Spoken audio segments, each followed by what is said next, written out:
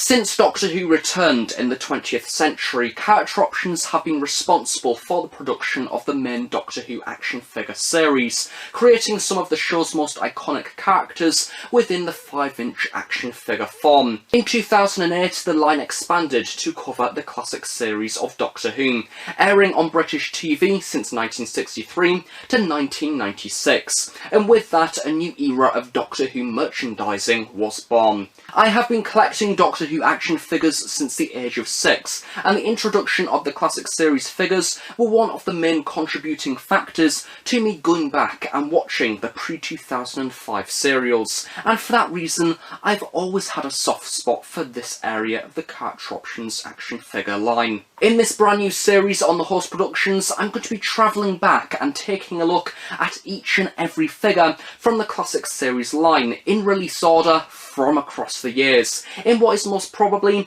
the biggest ever project that I have done on the Host Productions. From the countless Daleks, the many Doctors, and the weird and wonderful classic series monsters and villains, sit back and I hope you enjoy this trip of nostalgia through Doctor Who toy history.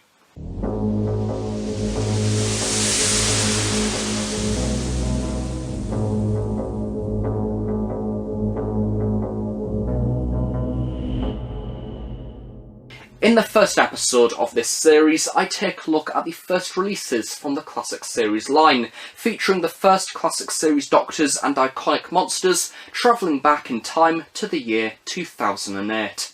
The story of the Doctor Who Classic Series action figure line in fact starts out a few months prior to the release of the first wave of Classic Series action figures. We have a set of 2 figures that are incredibly sought after by collectors. It is of course the San Diego Comic-Con International exclusive of 2008, being the Children in Need set of Time Crash, featuring the 10th Doctor as portrayed by David Tennant in a variant of his costume, alongside, rather excitingly, the 5th Doctor as portrayed by Peter Davison. Now, if I was in fact filming this video about a year ago, I wouldn't have this product in front of the camera right now, and it has been a product that I've been wanting to track down for many years, and I finally managed to do so recently. Now, this is in fact the limited edition version of the Time Crash set, in fact Unit 115 out of 3000. There is in fact another version of this set that is also available called the UK 100, which was in fact available to be purchased via character options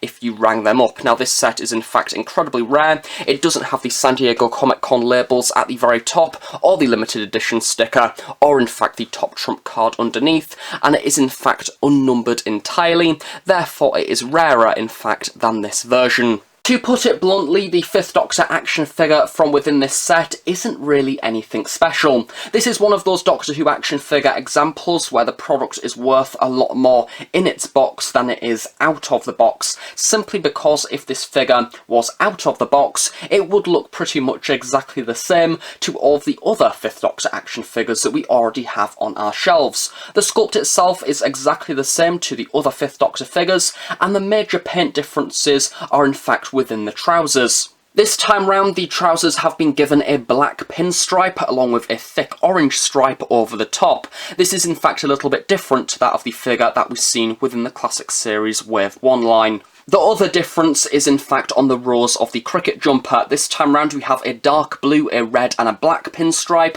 However, on the first Wave 1 version of the 5th Doctor, the blue pinstripe is in fact at the bottom of the row as opposed to at the top. At the point of the release of this set, the other noticeable main difference was in fact the inclusion of the celery. For a number of months the celery was in fact exclusive to the Time Crash set, as the original 5th Doctor from Wave 1 did in fact have the absence of the celery due to the figure being of the 5th Doctor's costume as seen within Castrovalva. There was in fact quite a lot of uproar at the time due to the 5th Doctor lacking celery on the regular release. However, of course, in a few months' time after this, the celery would of course be reinstated on the further 5th Doctor figures that we've seen throughout the many years of Classic Series action figure releases. For those of you that wish to find out more about the Time Crash set, I did in fact do a full detailed review of this product a few months ago, so you can check that out. However, for the Classic Series action figure of the 5th Doctor, this set is solely for the collectors, and it's nothing really too special, and you're not really missing out on much. The autumn of 2008 seen the release of the first full wave of Doctor Who Classic Series action figures, and for the majority of fans this was in fact the first opportunity to add some Classic Series incarnations of the Doctor, as well as some Classic Series monsters to their collection, after the previously released Time Crash set being a lot harder to come by and mainly being snapped up by the collectors. The big difference between Classic Series Wave 1 and some of the future releases from the Classic Series line is in fact that this wave of figures was a mass release, available from not only Forbidden Planet, but also other more commonly known toy retailers, such as Argos, as well as the now gone Toys R Us. This was in fact something that was also occurring with the second wave of Classic Series action figures, and is something that didn't really last long with the Classic Series line. However, like the majority of fans who collected the Classic Series line, these figures I have fond memories of buying back in the day. In fact, I can recall opening this very figure of the 6th Doctor on Christmas Day back in 2008, and a big massive smile on my face when I finally got to add the 6th Doctor to my collection. Of course, following on from the format of the Series 4 action figures that were also released in the same year to this line of action figures, we do of course also have a collect and build figure within this wave that is arguably one of the best collect and build figures that Carter Options have ever produced. And this is of course the K1 robot, also known as the Giant Robot, from the first 4th Doctor story from season 12, also conveniently called Robot. Now what I absolutely love about this figure is that it doesn't look like a collect and build figure. It looks like an action figure within its own right that you could buy simply by itself. The detailing on this release is really lovely and simplistic, and looks exactly like what it is meant to be. I just absolutely love the detailing on the upper half, where we have that lovely visor section with the red translucent plastic, and then of course the additional sculpting and paint taps around the shoulder section. And of course the additional benefit of this figure, in fact standing taller than the majority of the 5.5 action figures, to really convey the presence and the grand scale of this prop that was seen within the actual story. And I think that Carter Options made a really good decision when creating the collect and build figure for this line, considering that this is the first wave of action figures, the trial and error to see if the classic line would even work in the first place, and what not better way to start off the series than giving the fans a massive giant robot. And I can recall, because I know myself, I did not even know the story of Robot when I originally bought this product. I just absolutely loved it for what it looked like, because it was a cool looking robot. And I think that Carter Options certainly did a very good job of bringing this figure to life. The K1 robot is in fact another one of those figures that is simply for the collectors, because it has in fact only ever been released once, and even then it was only available if you collected together all of the individual figures from Wave 1 and then pieced together all of the parts. This figure has never been available as one piece as you see it right here, therefore logically it is probably one of the more rarer figures as a part of the classic series, and for that reason I do believe it does in fact fetch quite high prices when it goes on sale, and I do in fact feel incredibly lucky to have this figure all in one piece as a part of my collection. So now talking Classic Series Doctors from Wave 1, rather excitingly this range of action figures did of course see the first ever 3 incarnations of the Doctor from the Classic Series to make it in action figure form, being the 4th Doctor, 6th Doctor and 5th Doctor. It is of course no surprise that one of the first Classic Series incarnations of the Doctor that we got to add to our collection back in 2008 is of course Tom Baker's 4th Doctor. Now the first figure did of course see his debut costume from season 12, as seen from stories such as Robot and Ark in Space, and did of course also come with the opportunity to have a swappable head. Now this figure did of course also come with the sonic screwdriver, and over the many years did in fact see a number of different releases alongside the 4th Doctor's TARDIS, as well as in the 4th Doctor Adventure set. The second Classic Series Doctor is of course the 5th Doctor, as portrayed by Peter Davison. Now of course this would once again be the first opportunity that the majority of fans would have to add the 5th Doctor to their collection. However, for the lucky few, of course this would be the second variation of 5th Doctor that they would have, of course, after the release of the SDCC Time Crash set. Now of course this figure, as previously mentioned, does have a number of differences, including the lack of the celery on the lapel, as well as the different arrows on the jumper.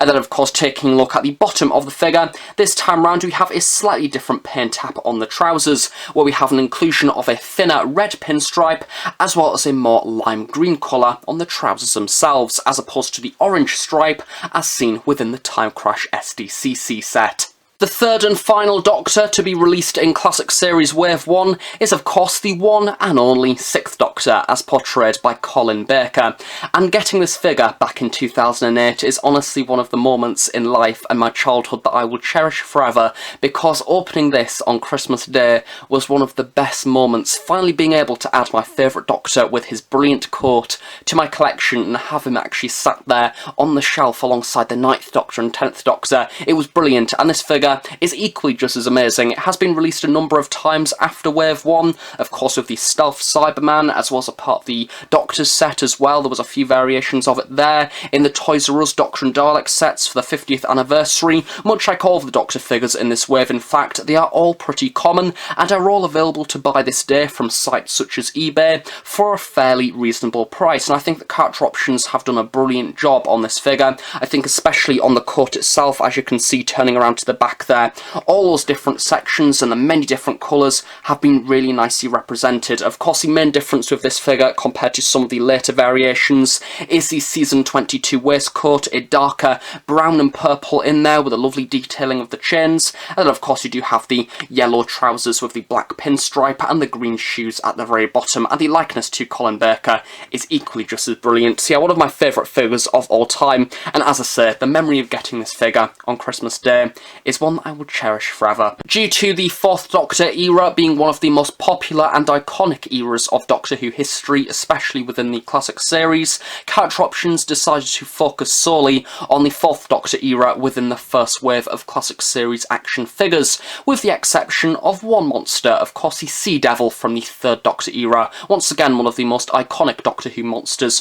from the show's history. Now this figure is lovely. Of course there's been plenty over the years that have been sold on eBay without the string netting. I've seen so many of them on car boots and market stalls. However, I'm happy to report mine is intact. It's got its little belt, along with his little ray gun thing as well. There was in fact a second version of the Sea Devil that was released later on down the line. However, this one is in fact a much lighter green colour, of course with the slightly orange headpiece at the very top, and generally overall it has some really nice detailing. I do believe that the netting did in fact remain the same on the second version, and the other slight difference is of course in the little ray gun piece, where on the original version here it is in fact a gold and silver along with a black outer rim. However, on the second version it is in fact silver where the gold is, which I do believe is meant to be the leader Sea Devil or something like that. Of course the costumes did in fact have a bit of variation throughout the story, so it does of course make sense to have a few different ones here and there. I can in fact remember my dad telling me on Christmas Day when I opened this that he found it very odd that he could remember this monster from his childhood,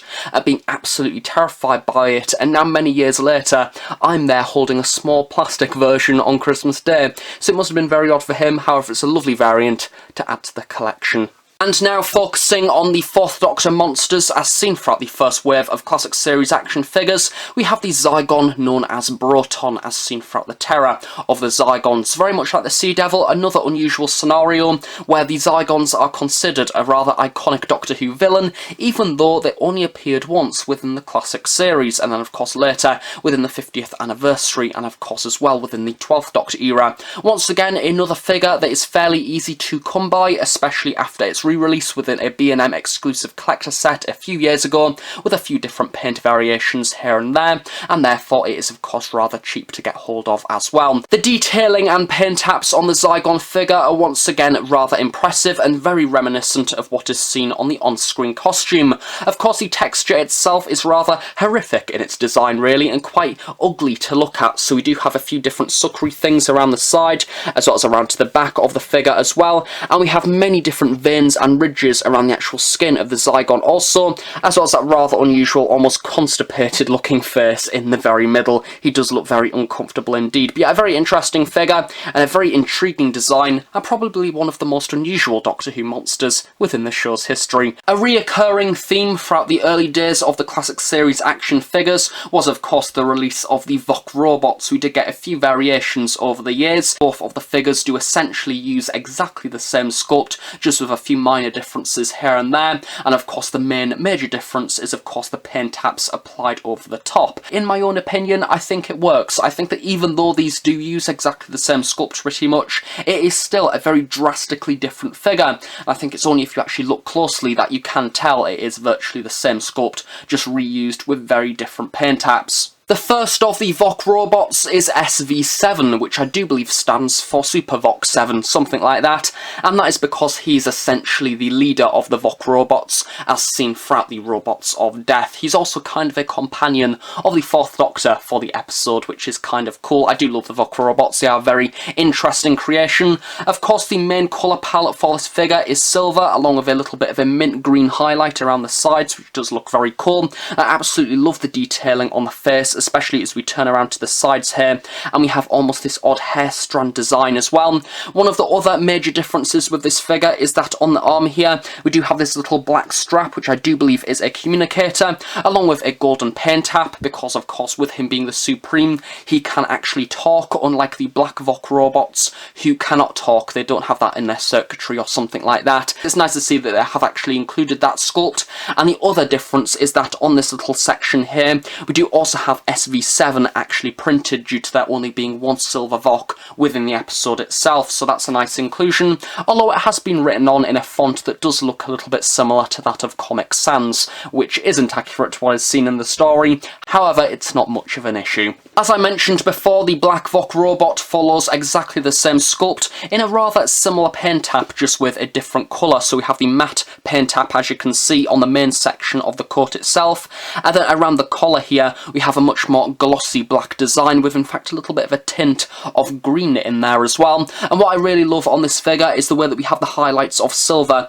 around the different facial features, really making them stand out. Now, as you can see, he doesn't of course have the communicator this time, and of course the identification is now absent, and that is because you could get a little sticker pad that is very similar to this one, although this one is in fact the V version and not the D one, and you could basically put on what number you would like on your figure. However, mine kept on falling off and I couldn't really be bothered replacing it, so I just decided to go without. So this is just your unbranded, unnamed Voc Robot that we may as well call D84. D84 does also rather nicely come with this decapitated Voc Robot head, and as you can see, the paint taps are in fact a little bit different to the two Voc Robots featured throughout this video, and this time it in fact has a little bit of a green tint, which we will in fact be seeing a little bit more of this paint tap on a future Voc Robot released further down the line. On the back, we do also have this rather gruesome looking red design, which is once again a cool little accessory to display beside the figure that does also coincidentally look a little bit like a BAFTA. And saving the best until last of Classic Series Wave 1, we have Magnus Greel and Mr. Sin from the 4th Doctor story, The Talons of Weng Chiang, one of my personal favourite Doctor Who stories of all time, and quite a rarity when it came to the release of these figures, an episode of Doctor Who that I'd actually watched by the age of 9. In fact, Talons of Weng Chiang was one of my first Doctor Who Classic Series stories, even though it's probably one of the most darkest episodes from Classic Series Doctor Who.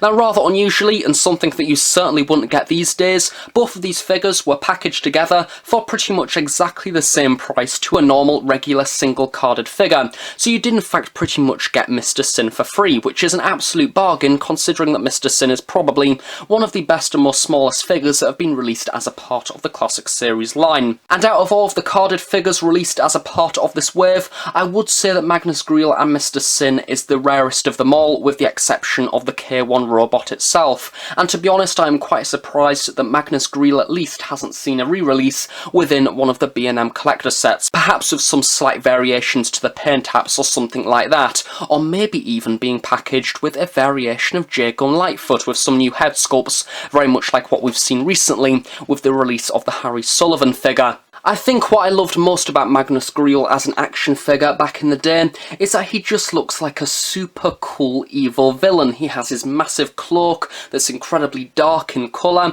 he has the massive cuffs on his cloak that just dangle down and he can wave his hands about like an evil madman, and then of course not to mention that rather menacing looking helmet that covers the rather gruesome looking melted face underneath, once again very much like a comic book style villain, and there's just something about him that feels incredibly powerful and menacing, and it's just what I love about him within the actual story as well. The fact that he's crazed, he's insane, and he's just so obsessed about his time machine. And then of course there is this little nasty piece of work, Mr. Sin, of course as portrayed by Deep Roy within the actual television story. And I think that the scale of this figure compared to that of the detailing is absolutely exceptional. I think the face itself is spot on from what we actually see within the story. There is simply something about it that is incredibly unsettling. Those eyes seeped back into the face, it could quite possibly be a mask or it could be real. Then of course we have the moustache and the rather nicely tied back hair as well that's been really nicely detailed with a few braids in there. And then we have the actual costume itself that is once again following a rather similar design to that of Magnus Greel, using some rather dark greenish colours, and then of course we have the purple kind of robe in the very middle as well, and then of course his little knife that he does wield in the story and threaten Leela with, and his little tiny shoes at the very bottom as well. He's kind of one of the most adorable, yet scary and creepy and most evilest pieces of work within Doctor Who history, and once again, one of my favourite figures, and he is always at the front of my shelf because I just love the episodes so much. And with that, that concludes the first wave of Doctor Who Classic Series action figures. And to be honest, including the new series, this is probably one of the best waves of Doctor Who action figures to ever be released. There is a really lovely variety between different incarnations of the Doctor, as well as some really creative monsters in there as well. Had variety for everybody, and kind of gave you a taster of what was yet to come within the Classic Series line. And there's not a Dalek in sight. Or wait.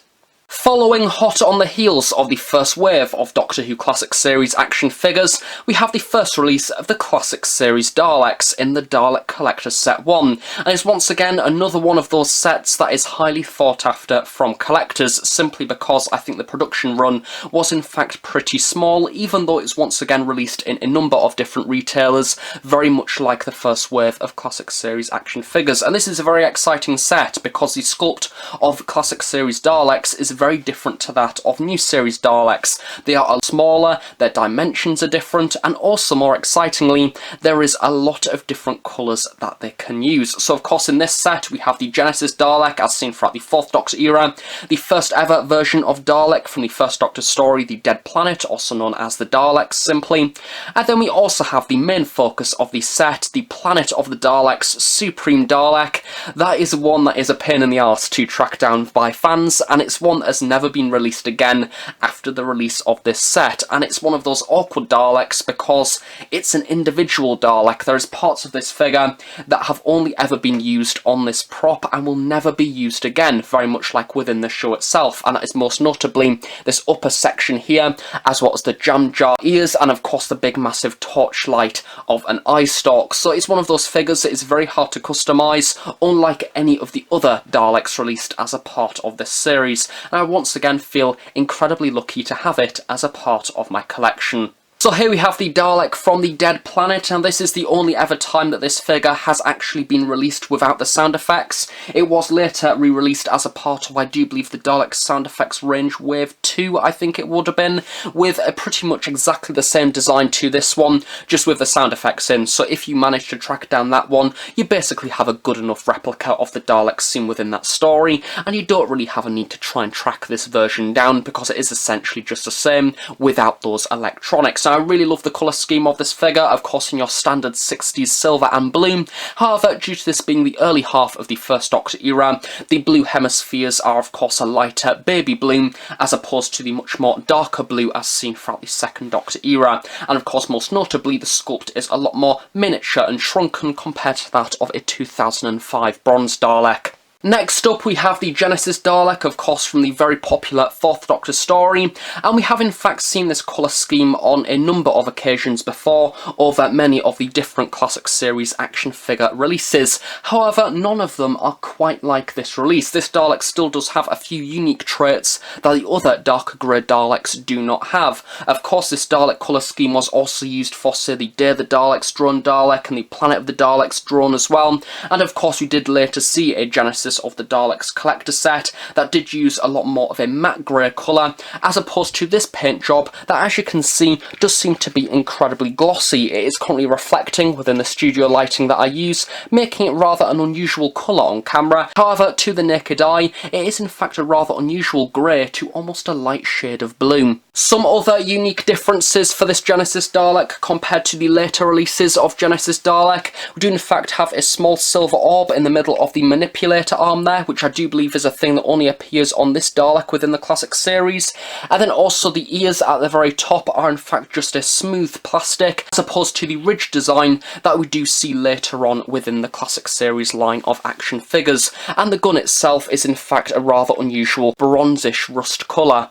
The Supreme Dalek from the Planet of the Daleks was originally intended to in fact have a re-release as a part of the sound effects range of Doctor Who Daleks. However, of course, that did never happen, meaning that this Dalek still remains a very hard one to find and only available as a part of Dalek Collector Set 1. Of course, we have this rather lovely glossy base, then we have a matte black section, and then we continue to this glossier black in the very middle, and I think that the contrast between the black and the gold is really nice. And then of course we do have this very unusual upper section with the different rings and just a solid black inner tube section, which is a unique piece that is only seen on this figure, and to be quite honest, I don't really like it. I think it looks quite cool on the action figure, however within the TV show itself it just looked a little bit of a mess. And of course you do have the giant jam jar ears as well.